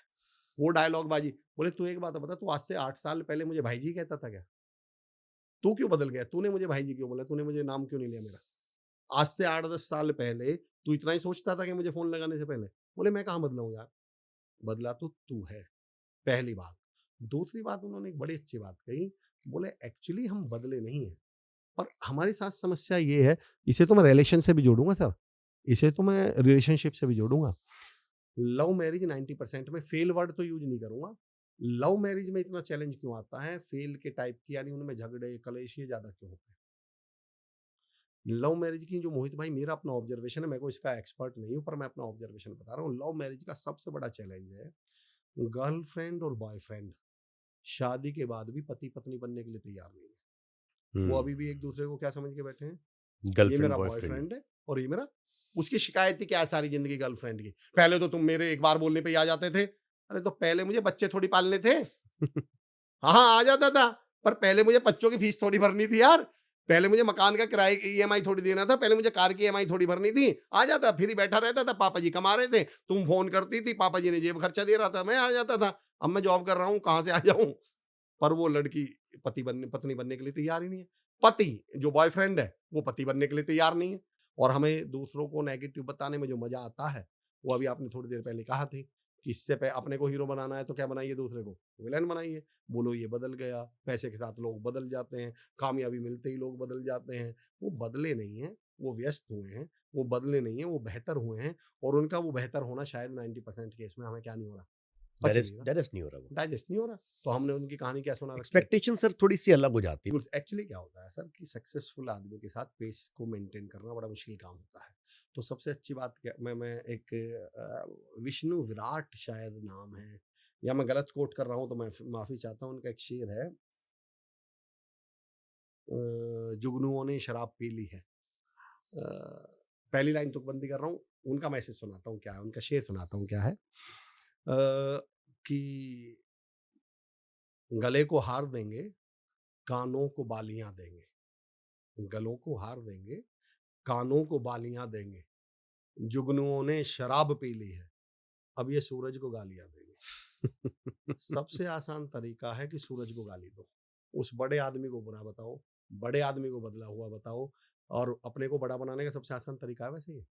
खुद को कितनी आसानी से मशहूर किया मैंने अपने से बड़े लोगों को गाली दी है, अपने से बड़े लोगों को बारे में बुरा बोली है, ताकि ऐसा लगे ये क्रांतिकारी टाइप का कोई आदमी है यार, ये नहीं घबराता किसी से, ये तो मुंह पे बोल दे। एक तो मुंह पे बोल, वो टाइपिंग कई सारे डायलॉग बता रहा हूँ, वो मुंह पे बोलना भी हमने फैशन बनाया हुआ है। कई लोगों को ऐसा लगता है मुंह पे बोलने को बहादुरी बोलते हैं। मैंने कहा फिर बदतमीजी किसको बोलते हैं? अगर ये बहादुरी है तो बदतमीजी किसको बोलते हैं फिर आप लोग? मतलब मुंह पे, मतलब बोले भाई मैंने सच ही बोला है, मैं दूसरी जगह कनेक्ट कर रहा हूँ, बोले मैं तो सच बोल रहा हूँ। तो मैंने कहा यार क्या आप ये कहना चाह रहे हैं कि कोई व्यक्ति दिव्यांग है, आप उसके मुंह पे उसे लंगड़ा बोलेंगे और ये तर्क दे देंगे कि मुंह पे बोला है, मैंने तो सच ही बोल रहा हूँ, मैं गलत क्या बोल रहा हूँ? आपका सच भी बदतमीज कैसे है, मैं तो आज तक नहीं समझ पाया।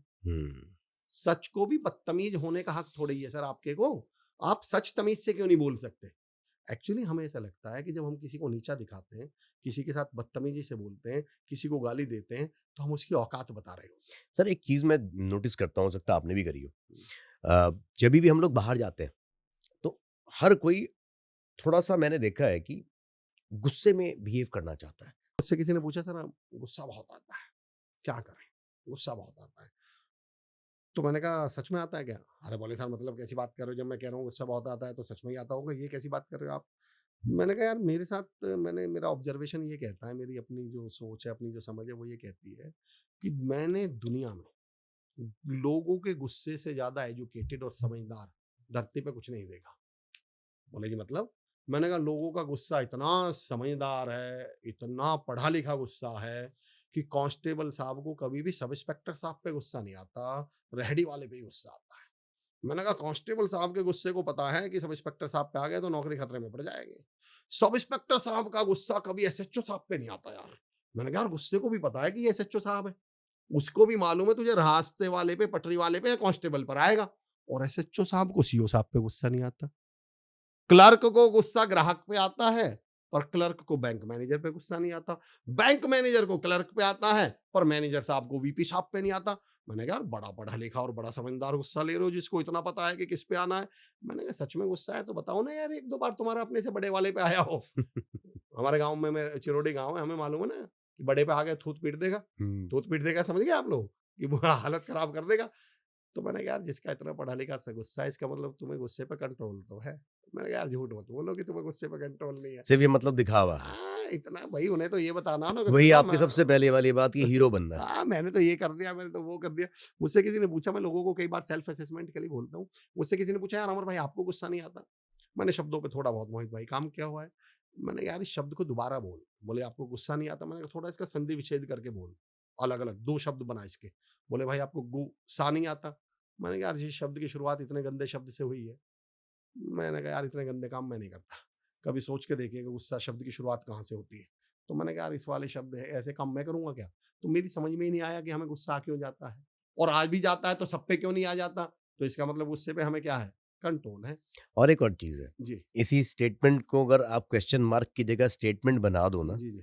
तो उसने आपसे पूछा तो बता भी सकता था कि अमर भाई आपको गुस्सा नहीं आता। हाँ अमर भाई आपको एक्चुअली मैं कई बार ऐसे देखता हूँ कि सर गुस्सा आना कोई अचीवमेंट थोड़ी है। हमने हाँ, गुस्से को एक्चुअली डिग्री मान रखा है। हाँ। ऐसा लगता है कि गुस्सा आके मैंने कोई बड़ा अचीवमेंट कर लिया, मैंने कोई बड़ा काम कर लिया। मैं तो सर एक चीज़ कहता हूँ कि एटलीस्ट 5 मिनट हाँ जी। हर रोज़ इंसान को पूजा कर लो या अपने साथ बिताओ, हाँ, जैसे मर्ज़ी।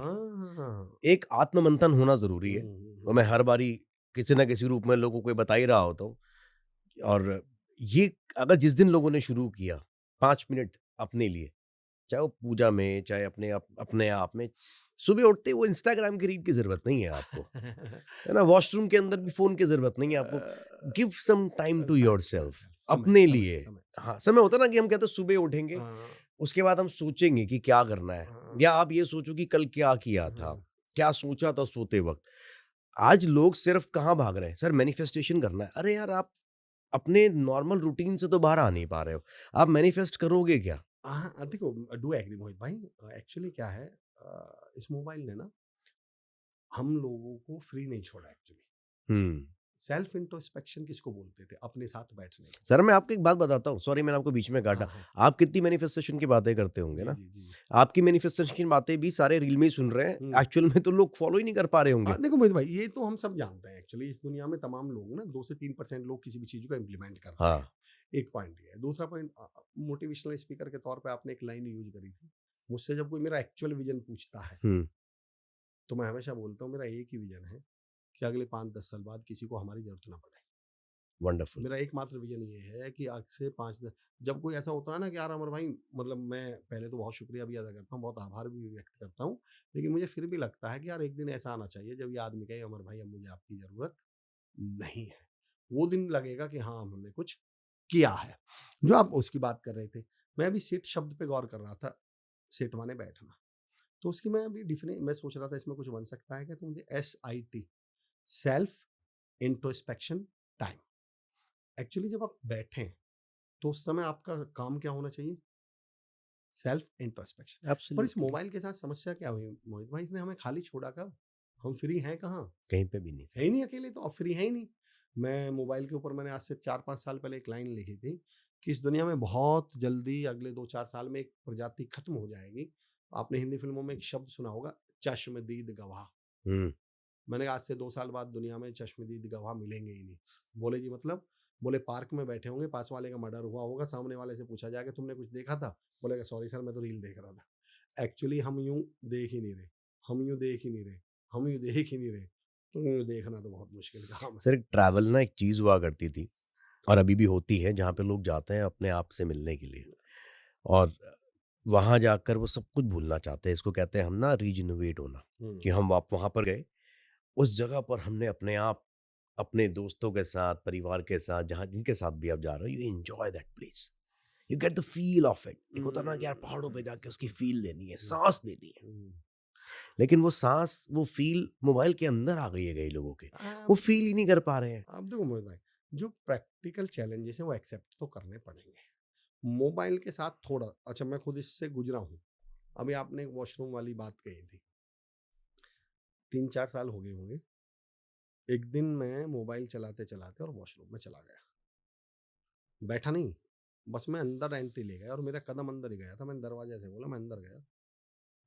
मोहित भाई उस दिन मेरा 10 मिनट इतना दिमाग खराब रहा कि मैंने कहा अमर यार ये लेवल आ गया क्या तेरा?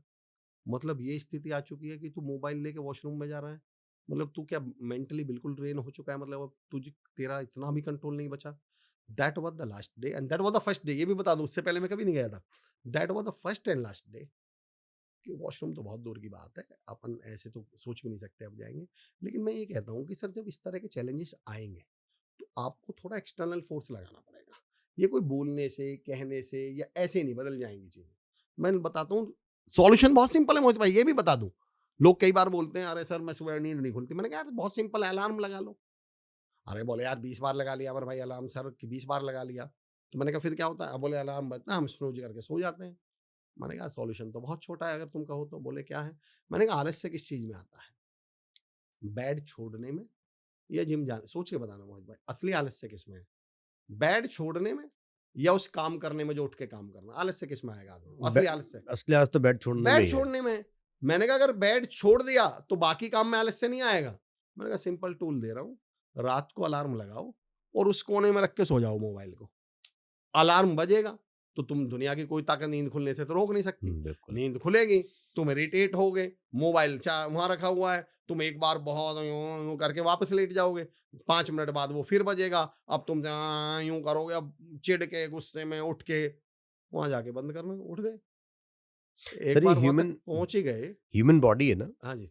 It is a self alarm. Hmm. आप कभी देखिएगा और बहुत सारे लोगों ने एक्सपीरियंस भी किया होगा, जिस दिन आप सोच लेते हो आपको हम्म, ट्रैवल करना है, हाँ हमेशा। अपने आप आपकी नींद उस टाइम से पहले खुल जाएगी जब आपको उठना था। And if you are getting up, hmm. Suppose आप सुबह 6 बजे आपने एक अलार्म सेट करके उठना शुरू कर दिया, हम्म। आप 10-15 दिन करिए, हम्म। उसके बाद मत लगाइए अलार्म, आपकी नींद अपने आप खुल जाएगी। मैं मोहित भाई, समस्या पर दूसरी है। दो टर्म होती हैं हिंदी में, जागना और उठना। समस्या जागने की नहीं है, समस्या उठने उठने की की है। है। जागने की तो उल्टी समस्या है। अरे बोले यार सर 4 बजे नींद नहीं आती सर, 4 बजे ही आँख खुल जाती है, मैं तो सारे दिन पढ़ाई। समस्या ये है, उसकी समस्या ये नहीं है जगा नहीं, उसकी समस्या है भाई, मैं वैसे बोलता हूँ कि हम भारतीयों की एक खूबी है, गेटअप माने उठना, वेकअप माने जागना। मैंने कहा हम वेकअप थे 5 बजे हैं और गेटअप थे 7:30 बजे हैं। 2.5 घंटा तो हमें बेड छोड़ने में लग जाता है। हमारी समस्या आँख खुलना थोड़ी है। Again the problem is mobile sir, हाँ, उठने के बाद भी वो तो स्क्रॉल हो रहा है। खैर वो तो देखिए मोहित भाई, ऐसा है कि सेल्फ कंट्रोल भी लगेगा, उसके लिए आपके पास बिगर गोल हो। एक्चुअली होता क्या है कि जब तक आपके पास कोई गोल या पर्पस नहीं है ना, कोई कारण ही नहीं है ना आपके पास। मैं हमेशा लोगों से बोलता हूँ कि किसी भी चीज को करने का सबसे आसान तरीका, उसके लिए कोई कारण पैदा कर लो, उसके लिए कोई पर्पस पैदा कर लो, अपने आप आँख खुलने लगेगी। अभी आपने एक उदाहरण दिया था, मैं उदाहरण को दूसरे तरह के देता हूँ। मैं लोगों से पूछता हूँ यार कभी कोई ऐसा है जिसकी बस छुट्टी हो, तो 100 लोग बैठे होते हैं, 95 हाथ उठा देते हैं। मैंने कहा अच्छा ये 95 अपना हाथ उठाए रखे, ठीक है। मैंने कहा कोई ऐसा है इन 95 से जिनकी ट्रेन छूटी हो, तो उस 95 से लगभग लगभग 60 लोगों के हाथ नीचे हो जाएंगे, केवल 35 के हाथ। मैंने कहा अगर मैं तुम इन 95 के 95 को लापरवाह मान लूं, तो तुम्हारी लापरवाही ट्रेन के समय कहाँ गई थी? 95 में से लापरवाह कितने बचे? अब 35, 60 ठीक हो गए। मैंने कहा अब वो हाथ उठा के रखो जिसकी कभी फ्लाइट छूटी हो, सारे हाथ नीचे। मैंने कहा तुम तो सेम आलसी आदमी हो, तुम तो सेम लापरवाह आदमी हो, तुम तो सेम आदमी हो जिसकी आंख नहीं खुलती, तो फिर तुम्हारी फ्लाइट कैसे नहीं छूटी? मैंने कहा प्रॉब्लम तुम्हारी लापरवाह होने में नहीं है, प्रॉब्लम है रीजन में, पर्पस में। बस का तुम्हें पता है 2 मिनट बाद दूसरी आ जाएगी, छूटती रहेगी, वैल्यू ही नहीं है, कदर ही नहीं है, कोई रीजन ही नहीं है। ट्रेन का मालूम है भाई साहब, एक बार छूट गई तो भाई 2 दिन के लिए बात जाएगी, अगले दिन के लिए बात गई जाएगी, टिकट नहीं मिलेगा, लेट के जाना पड़ेगा, 24 घंटे का सफर। और फ्लाइट का मालूम है बेटा, कंपनी भेज रही है 8,000 का टिकट, अगर छूट गया ना तो बॉस तेरी नौकरी खा जाएंगे। नहीं छूटती। तो मैंने कहा हमारे पास एक्चुअली प्रॉब्लम आँख खुलने में है ही नहीं, प्रॉब्लम है आँख खुलने के लिए हमारे पास कोई कारण नहीं है, रीजन नहीं है। एक बच्चे ने मुझसे पूछा सर मैं पढ़ता हूँ तो मुझे नींद आने लगती है, मैं क्या करूँ? मैंने कहा सिंपल सा सॉल्यूशन है, जहाँ पढ़ने बैठते हो उसके सामने अपने A4 साइज के पेपर पे, एक बड़े से पेपर पे अपना गोल लिख लो। तो मैंने कहा यार अगर तुम 9 बजे बैठते हो और तुम्हें 9:30 बजे नींद आती है, तो मैं गारंटी दे रहा हूँ 11 साढ़े 11 बजे तक तुम्हें तुम्हारा गोल नहीं सोने देगा। और मैंने कहा अगर 11 साढ़े 11 बजे तुम्हें नींद आने लगे और जैसे ही तुम लेटो, तो छत पे ना अपने माँ बाप का सपना लिखो कि यार मेरे पापा जी सुबह फैक्ट्री जाते हैं, रात तक पसीना बहाते हैं, तब जाकर मेरी फीस भरते हैं। मम्मी 24 घंटा काम में लगी रहती है पर कभी मुझे काम नहीं करने देती। माँ कहती है तू पढ़ लिख के कुछ बन जा, पढ़ लिख के कुछ बन जा। मैंने कहा 10-11 बजे तक तुम्हें तुम्हारा सपना नहीं सोने देगा, 1-1:30 बजे तक तुम्हें तुम्हारे माँ बाप का सपना नहीं सोने देगा। और मैंने कहा अगर ये दोनों काम करने के बावजूद भी तुम्हें 9 बजे नींद आ जाए, तो मैंने कहा मेरे बच्चे अब तू 8 बजे ही सो जाना, तुझे एक बार भगवान ही उठाएंगे। मैं कहा जिसे उसके माँ बाप के सपने नहीं उठा रहे, जिसे उसके अपने सपने नहीं उठा रहे, उसे कोई मोटिवेशनल स्पीकर उठाएगा क्या? मैंने कहा ये केस तो किसका है अब सीधा? जो केस इंस्पेक्टर पे डील नहीं होता वो सीओ साहब पे जाता है। इंस्पेक्टर कौन हुए? आपके माँ बाप। इंस्पेक्टर साहब पे डील नहीं हुआ तो किस पे जाएगा? सीओ साहब पे। सीओ साहब कौन हुए? आपके टीचर्स या आपके दोस्त। इस पे सीओ साहब पे डील नहीं हुआ तो किस पे जाता है? एसपी साहब पे। एसपी साहब कौन हुए? आपके टीचर्स। उन पे डील नहीं हुआ तो जाता है डीजीपी साहब पे। डीजीपी साहब कौन हुए? हम जैसे कोचेस, हम जैसे मोटिवेशनल स्पीकर। हम पे सॉरी फिर जाता है वो सीनियर डीआईजी साहब पर। और फिर डीआईजी साहब पर भी केस सॉल्व नहीं हुआ तो मामला किसके पास जाता है? डीजीपी साहब के पास, वो जो ऊपर बैठे हुए हैं।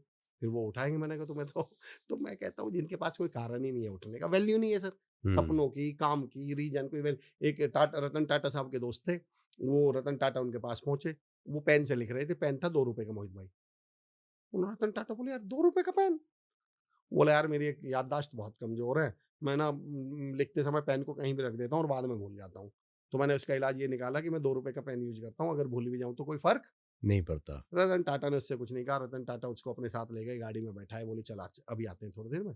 मार्केट पहुंचे, एक वहाँ दुकान पर पहुंचे जहाँ पेन मिलते थे। वहाँ का सबसे महंगा पेन लिया। उन्होंने बोला यार पेन दो। पेन लिया, पेन था 2.5 लाख रुपए का। रतन टाटा ने अपने दोस्त से कहा पेमेंट करो। अब रतन टाटा के दोस्त को ऐसी कोई दिक्कत तो थी नहीं। उन्होंने 2.5 लाख, अब रतन टाटा कह रहे हैं तो उसने भी ज्यादा नहीं कुछ किया, 2.5 लाख रुपए निकाल के दे हुँ। दिए। रतन टाटा ने वो 2.5 लाख का पेन उसकी जेब में लगा के रतन टाटा बोले ले अब खो के दिखा देना। बोले तेरी हाँ। याददाश्त कमजोर नहीं है, तेरी समस्या ये है कि तू पेन ही 2 रुपल्ली का यूज कर रहा है, खो जाए तो फर्क ही नहीं पड़ रहा। 2.5 लाख के पेन से लिखेगा भी 2 हाथ पकड़ के, ताकि कहीं गिर ना जाए, ताकि कहीं खो ना जाए। हुँ। जब आपके सपनों की, जब आपके काम की आंख नहीं खुलती जी, कारण ही नहीं है ना, आपके पास कोई काम ही नहीं है आंख खुलने लायक। जिस दिन काम हो जाएगा आंख खुलने लायक आपकी तो 2 बजे। अभी आपने एक उदाहरण दिया था, आपकी 5 बजे की फ्लाइट हो, 3 बजे आंख खुलती है, 2 बजे आंख खुलती है मोहित भाई, बिना अलार्म के। हम एंड लोग with your example ji I realise one thing, इस एग्ज़ाम्पल को बहुत सीरियसली लेना चाहिए। इंसान अगर अपनी वैल्यू इतनी बड़ी बना लेना, तो ना उसे अपसेटनेस होगी, ना उसको सैडनेस होगी, ना उसके पास फेलियर्स होंगे, ना रीज़न्स होंगे, क्योंकि वो अपनी वैल्यू को इतना ऊपर बना के चल रहा है। वो कभी खोएगा नहीं कहीं पर भी। मोहित भाई आपने, क्योंकि आपने ये बात बोल दी, मैं कुछ चीज़ों को अब मुझे ऐसा लगता है पता नहीं क्या कहें। लोग बोलते हैं अरे यार ऐसा हो गया अमर भाई मेरा तो दिमाग खराब हो गया। मैं बोलता हूँ यार क्या चाइनीज दिमाग लेके पैदा हुए हो क्या? बोले मतलब, मैंने कहा तुम्हारा इतनी इतनी सी बातों में दिमाग खराब हो जाए, तुम चाइनीज दिमाग, तुम्हारा दिमाग है क्या है, ये खिलौना है बैटरी से चल रहा है, मतलब कैसा दुनिया की सबसे पावरफुल चीज जिसने मतलब सुपर कंप्यूटर्स बना दिए, दुनिया की सबसे पावरफुल चीज दिमाग, जितने हवाई जहाज बना दिए, रॉकेट बना दिए, जितने एआई बना दिया, वो दुनिया की इतनी पावरफुल चीज वो तुम्हारी इतनी से कोई कुछ बोल दे तुम्हारा दिमाग खराब हो जाता है, दोस्त कुछ बोल दे तुम्हारा दिमाग खराब हो जाता है, बॉस कुछ बोल दे। मैंने कहा क्या दिमाग है क्या, चाइनीज बैटरी से चल रहा है ये दिमाग, हमारा करके दिखाना। मैंने कहा जरा दिमाग खराब तुम यार। लोग ये समझते ही नहीं कि जब आप ये बोल रहे हैं कि मेरा दिमाग खराब हो जाता है, तुम ये बता रहे हो कि यार मैं तो, मेरे दिमाग में ना, एक एक और अजीब सी बात बताता हूं मैं। दिमाग का एक्चुअल काम कब पड़ता है मोहित भाई? अच्छे वक्त में, बुरे वक्त में? दिमाग की एक्चुअल जरूरत कब है? आपने कहावत सुनी है, गधा मेहरबान, सुरा सॉरी, आपने कहावत सुनी होगी, खुदा मेहरबान तो गधा पहलवान। तो अच्छे वक्त में तो आपको बहुत ज्यादा इस दिमाग की जरूरत पड़ ही नहीं रही थी, चल ही रहा था आपका काम। जब बुरा वक्त पड़ा तो किस चीज की जरूरत थी? दिमाग की। और सही बताइए, जरा सी चुनौती, जरा सा चैलेंज, जरा सा बुरा वक्त आते ही सबसे पहले ताला ही किस पे मारते हैं हम? दिमाग। सबसे पहले खराब ही क्या होता है?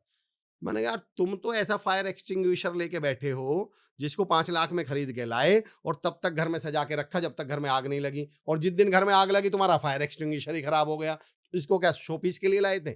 जिस दिन इस दिमाग की जरूरत पड़ी थी, सबसे पहले तुम्हारा दिमाग ही खराब हो गया। इसी समय तो यार ये दिमाग ठीक रहना था, हम दिमाग खराब करके बैठ जाते हैं। मेरा पॉइंट ये है, जिस दिन हम ये समझने आ रहे हैं, मैं फिर कह रहा हूँ मोहित भाई, है ही नहीं इतना चैलेंज। मैं फिर कह रहा हूँ, इतने से स्टेप उठाने हैं, बस यूं बाजू करके उठ के काम पे लगना है। 90% समस्याओं का सॉल्यूशन तो काम है। आप अच्छा कर लो, बुरा कर लो, आप बस काम करना शुरू कर दो। मैं कह रहा हूँ डिप्रेशन खत्म हो जाएगा, स्ट्रेस खत्म हो जाएगा, आपको टाइम, आप इतने मस्त रहने लगेंगे, आपको स्वाद आने टाइम ही नहीं लगेगा, होगा। आपको वैल्यू एड, आपको लगेगा नहीं यार आज 8 घंटे काम किया। मोहित भाई मैंने ऐसे लोग देखे हैं जिनका दिमाग उस दिन खराब होता है जिस दिन काम ना हो। हुँ। अरे यार आज मजा नहीं आया यार, आज तो मजा नहीं। आज मैं सुबह से ही 5वां पॉडकास्ट है मोहित भाई, और मुझे ऐसा लग रहा है कि यार आज मजा आ गया, क्या मज़ा आ रहा है। प्रोडक्टिव था। अरे यार एनर्जी, मुझे अभी मैं जब सुबह कह रहा था कि यार आज मेरे पॉडकास्ट है, यार हमारे भाई पॉडकास्ट, 5 पॉडकास्ट 9-10 घंटे कैसे बोलोगे? मैंने कहा यार कैसे बोलोगे, ये पूछो जिस दिन 9-10 घंटे नहीं बोलते उस दिन कैसे करते हो? यार ये तो बोलने का तो हमारा काम है, इसमें तो स्वाद आता है, हमें इसमें तो इंटरेस्ट आता है, इसमें तो आनंद आता है। तो जिस दिन हमने ये समझ लिया, सीधी सी बात है, असली समस्या तो नाकाम होने में है, काम होने में थोड़ी समस्या है। आज ना बड़ा अलग लेवल डिस्कशन हुआ है और हमारा। मोहित भाई मुझे भी, मैं सही बताऊं, आई वाज नॉट एक्सपेक्टिंग जब ये सेशन शुरू हुआ था पॉडकास्ट, लेकिन जो जिस तरह के पॉइंट आपकी तरफ से आने लगे, तो कई बार पॉडकास्ट की मुझे इसी यही अच्छा ही लगा। हुँ। It's not an interview actually. Absolutely. देखो इंटरव्यू में होता है कि मैं एक सेट ऑफ क्वेश्चन लेके बैठा हूं और आप हुँ। जवाब दो। हाँ। पॉडकास्ट होता है डिस्कशन, हुँ। कि भाई नहीं मुझे सबसे अच्छी पता है आपकी बात क्या लगी, ऐसा नहीं है कि जो पॉडकास्ट में गेस्ट आया उसने जो बोल दिया वो ब्रह्म वाक्य है। मैं कई लोगों से बोलता हूँ, मैं सुनने वालों से बोलता हूँ कि यार कोई हम ब्रह्मा थोड़ी है कि हमने कोई बोल दिया था यार सारी बात सत्य है क्या हमारी। हुँ। इवन मैं बहुत कान पकड़ के बोलता हूँ, मैं तो सर अपनी ट्रेनिंग फ्रेटर्निटी के लोगों से भी बोलता हूँ कि भाई कभी कोई ऐसा क्वेश्चन आया करे जिसको हम ना जानते हो, तो बोला कीजिए कि सॉरी यार इस पर मेरी अथॉरिटी नहीं है, अगर आपने गौर किया हो तो मैंने 2 बार ये लाइन यूज़ किया था कि यार मोहित भाई इसमें मेरी अथॉरिटी नहीं है, इस पर तो मैं ऐसा जवाब नहीं दूँगा। रीज़न क्या है, मोटिवेशनल स्पीकर होने के साथ सबसे बड़ी समस्या क्या है? फिर हमसे कोई बाड़ा-मूड़ा ट्रायंगल के बारे में भी कोई सवाल पूछ ले ना तो हमें लगता है बेइज्जती हो जाएगी जवाब नहीं दिया तो। जवाब तो मैं इसका भी दे के रहूँगा। अरे नहीं भाई साहब, नहीं मुझे नहीं मालूम इसका जी भाई साहब। हुँ, ये मेरी अथॉरिटी नहीं है, मैं इसका नहीं जवाब दे पाऊँगा। जितना मैं जानता हूँ उतना मैं बात कर रहा हूँ। उस डिस्कशन में से किसी को समझ में आती है वेल एंड गुड, नहीं तो मैं दूसरी बात कहता हूँ। मैं पता है पॉडकास्ट को किस फॉर्म में देखता हूँ। हो सकता है जिसने हमारा पॉडकास्ट सुना, उसे हमारी बहुत सारी बातें ना समझ में आई हों या सारी बातों से वह एग्री ना हो और उसको चस्का लग जाएगा पॉडकास्ट सुनने का। वो ज़रूरी नहीं है हमारा ही पॉडकास्ट सुने मोहित भाई। आपके चैनल पे तो बहुत तमाम बेहतरीन लोगों के पॉडकास्ट हुए हैं। वो फिर जब इस चैनल पे आएगा, वो ये देखेगा यार अमर जी की 2 बात तो समझ में आई, 4 बात समझ में नहीं आई। पर चलो यार, मैं एक काम करता हूँ, इनको और सुनता हूँ। फिर वो उनको सुनेगा, अरे यार! 2 बात उनकी समझ में आई, 2 बात टोटल मिला के आपके चैनल से उसे 10 बातें मिल गई ना। और ज़िंदगी बदलने के लिए मैं आपको मोहित भाई जब हम पढ़ते थे, पता है हम क्या डायलॉग बोलते थे? यार हमारे एक सर थे, उनकी एक बात मुझे आज भी याद है। हुँ, जिस सर ने हमें 10 साल पढ़ाया उसकी भी एक ही बात याद है हमें। एक ही बात याद है। आप 300 पेज की किताब पढ़ के पता हम क्या बोलते हैं? यार मुझे तो एक बात समझ में आई। मैंने कहा 300 पेज की किताब में से भी बात एक ही समझ में आती है। इस 1.5 घंटे के पॉडकास्ट में एक बात भी समझ में आ गई तो पॉडकास्ट हो गया कामयाब। सारा पॉडकास्ट थोड़ी समझना है भाई। सही बात है। और ना हमको ये थोड़ी कह रहे हैं आज हम आपकी ज़िंदगी बदल देंगे। हम आपको इससे पॉडकास्ट को मैं कंक्लूड करूँगा अपनी तरफ से, जी, फिर आप कोई क्वेश्चन पूछ लीजिएगा। पॉडकास्ट एक्चुअल में कर क्या रहा है? मेरी फेवरेट मतलब आदत के ऊपर मैं इससे बड़ी स्टोरी मानता ही नहीं। एक साधु महाराज एक गांव में पहुंचे, उन्होंने कहा आवाज लगाई, बेटा खाने को कुछ दो। अंदर से एक लड़की की आवाज आई, बाबा घर पे कोई नहीं है और खाना बना नहीं है तो खाने के लिए कुछ भी नहीं है। बाबा बोले कोई बात नहीं बेटा, बाहर तो आओ। बोला बाबा घर पे कुछ है ही नहीं खाने के लिए, तो मैं बाहर आके क्या करूंगा, है ही नहीं खाने के लिए, सच बोल रहा हूँ मैं। बाबा बोले बेटा अच्छा बाहर तो आ। वो लड़का बोला अरे बाबा कुछ है ही नहीं खाने के लिए, मैं सच बोल रहा हूँ। बोले बाहर तो आ बेटा। लड़का बड़ा गुस्से में फ्रस्ट्रेशन बाहर आया, बोला अरे बाबा सच बोल रहा हूँ खाने के लिए है ही नहीं, क्या दूं। कच्चे मकान हुआ करते थे। मुश्किल उदाहरण पर देता हूँ। तो वो साधु बोले कि बेटा ये मिट्टी उठा के दे दे एक मुट्ठी। लड़के को लगा यार कैसी फालतू बात है। खैर उसने एक मुट्ठी उठाकर उनकी झोली में डाल दी। साधु महाराज वो मिट्टी लेकर चल दिए। अब उनके जो शिष्य थे उनका बड़ा दिमाग खराब। वो गुरुजी से बोले थोड़ी दूर चलते, गुरुजी क्या है, मतलब क्या है ये, उससे मिट्टी क्यों लिया आपने, मिट्टी का क्या करोगे आप। साधु महाराज का जवाब सुनिए मोहित भाई। साधु महाराज बोले अरे बेटा मैंने उस लड़के को देने की आदत डाल दी। आज इसने मिट्टी दी है, कल को ये रोटी भी देगा। पर अगर आज ये अंदर बैठा बैठा मना कर जाए तो इसको मना करने की आदत पड़ गई थी। हुँ। कल अगले दिन इसके घर में रोटी होती तो भी ये क्या पता अंदर बैठा बैठा टीवी देखते हुए क्या बोलता, बाबा घर पे कोई नहीं है, क्योंकि इसे आदत किस चीज की पड़ी थी, मना करने सर मज़ा आ गया आज। लेकिन हम दोबारा बैठेंगे बिल्कुल बिल्कुल। नए टॉपिक्स के साथ। जी जी, नए टॉपिक। इनफैक्ट मैं यहाँ पर ये चाहूँगा कि हमारी ऑडियंसेस आके हमको कमेंट्स में बताएँ कि हम और क्या सर से पूछ सकते थे और आपको क्या है जो जानना है। किन इन शो पे बेसिकली बात हो सकती है ना, उस पे हम अगला पॉडकास्ट ज़रूर ले सकते हैं। बिल्कुल। बहुत मज़ा आया सर। मोहित भाई आपके साथ मुझे सबसे अच्छा क्या लगा, लिटरली मैं बता रहा हूँ, कोई प्लान मतलब सबसे अच्छा क्या लगा, कोई सेट ऑफ क्वेश्चंस नहीं थे हाँ। कि भाई पहले से ही हम लेके बैठे हुए और यही सवाल पूछ रहे हैं जी। बातों में से जो बात, this is called discussion actually. हुँ, और पॉडकास्ट का जो फॉर्मेट है वो डिस्कशन का है एक्चुअली। वो क्वेश्चन आंसर का फॉर्मेट ही नहीं है। क्वेश्चन आंसर इंटरव्यू में होते हैं। आपने शुरुआत में एक बड़ा अच्छा वर्ड यूज किया था कि मैं इंटरव्यू नहीं करता पॉडकास्ट करता हूँ, तो मैं भी कहूँगा आप सच में पॉडकास्ट कर रहे हैं। तो थैंक यू सो मच, बहुत बढ़िया। Thank you for coming sir. बहुत बढ़िया मोहित भाई। जय हिंद, जय जय हिंद, बहुत भारत, बहुत आभार, जय बहुत श्री बहुत राम। आपका बहुत बहुत आभार, सुनने वालों को बहुत बहुत आभार। Thank thank you you so sir. Much.